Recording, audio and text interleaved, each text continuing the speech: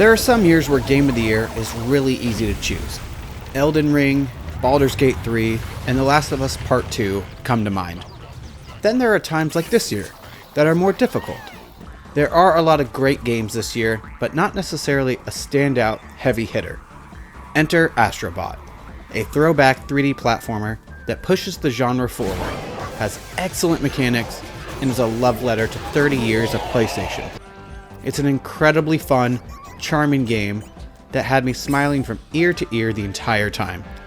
With a great soundtrack, satisfying sound effects, and adorable characters, this is easily in contention for Game of the Year.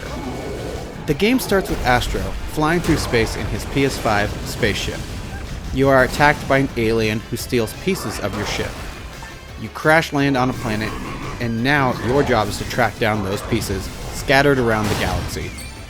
Along the way, you'll play through inventive levels with some really cool, unique mechanics.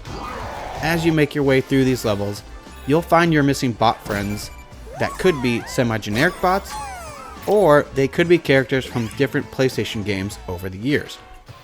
There are some popular bots I like, from Ratchet & Clank, Kratos from God of War, or Aloy from Horizon. I won't spoil all of them here, but there are some surprises along the way. The combat is pretty simple. You can punch, spin punch, or use your laser feet when you double jump to take out enemies. You'll have to make use of all of these to take out certain enemies. As you're going through the levels, you'll be introduced to certain tools and mechanics to open up the combat and traversal a bit more. You'll get these frog boxing gloves that extend out and allow you to grab onto certain objects and launch yourself forward. You can also take out enemies from a greater distance. You'll also get a Bulldog rocket pack that will send you flying forward, opening secret paths and taking out enemies. Some of the coolest mechanics come at the end of a galaxy. There are 4 main galaxies. As you complete levels, more will open up until eventually you reach the boss level. These fights are fun, but pretty easy. They have cool designs with interesting mechanics. They are definitely a standout of the game. Once you beat the boss, one last level in that galaxy opens up. These are themed levels around iconic PlayStation characters with unique abilities. My favorite ability that you acquire is the Leviathan axe from God of War. You transform into Kratos and are able to throw your axe, freeze enemies, and call the axe back to you. It's incredibly fun. That's just one of the power-ups though. There are a few more at the end of each galaxy, and they are all top tier. The visuals in this game are also stunning. Astro looks and feels amazing. The levels are so well designed and have a charm that is only rivaled by the Mario games. The details in the environment were crafted with such care.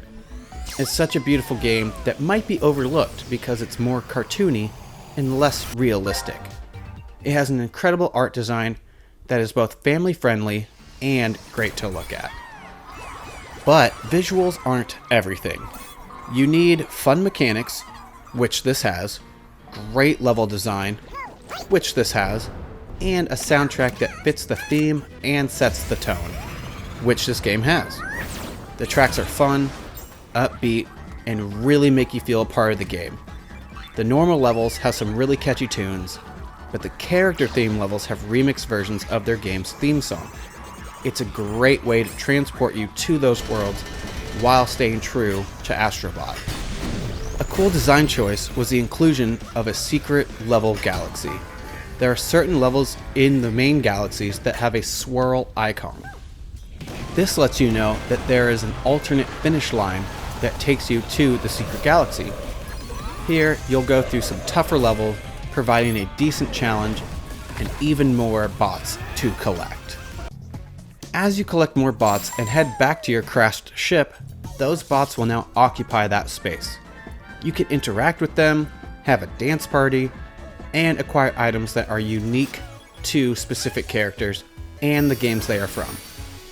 These items are gained from the PlayStation coins you collect throughout the levels and change the animation of those characters that you have. You'll be encouraged to collect as many bots as possible. Throughout the crash site, there are points of interest that have a number next to them. If you have enough bots to meet that number, they'll form a wall, or a bot rope you can swing from, or they will all help you lift a heavy object. This will unlock areas around the crash site and eventually open up the other galaxies. With over 300 bots to collect, you'll find plenty of areas to unlock. Some of the more difficult levels, and my personal favorites, come through the Sacred Symbols levels. These levels are themed after the square, triangle, circle, and X buttons. They will test your platforming dexterity and some of the most fun you'll have in the game. At the end of the day, Astro Bot is a game that can be enjoyed by all ages. It's an extremely polished game that oozes fun, charm, and is overloaded with cuteness. It's a must-play that has easily cemented itself in the Game of the Year conversation. Team Asobi has created a masterpiece with varied levels, a great soundtrack, cool mechanics, and super cute characters, and I'm excited to see where they take this franchise. This could be the Mario contender the industry has been waiting for. Those are just my thoughts on the game. What did you think of Astro Bot? Is it a Game of the Year contender? Or is it not your type of game? Please sound off in the comments below. I'm very interested to see how everyone else likes or dislikes this game. If you enjoyed this video, please like, subscribe, share, and hit that bell for alerts so you never miss another video.